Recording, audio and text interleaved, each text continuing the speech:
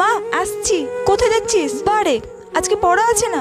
শোন মনা, তোর স্যারকে বলবি এই সন্ধ্যাবেলার দিকের পড়াটা সকালবেলার দিকে করিয়ে দিতে। তোর আস্তে আস্তে সেই কত রাত্রি হয়ে যায় বলতো। বলবো এই ফোনটা নিয়ে যা। আর শোন, পড়া হয়ে গেলে কিন্তু কোচিং থেকে একদম বের হবি না।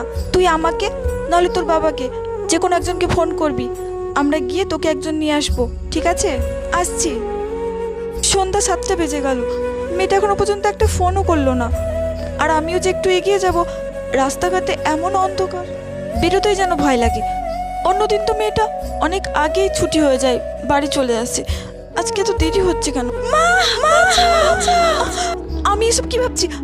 না না, অন্ধকার হোক আর যাই হোক, আমি এক্ষুনি আমার মেয়ের কাছে যাব।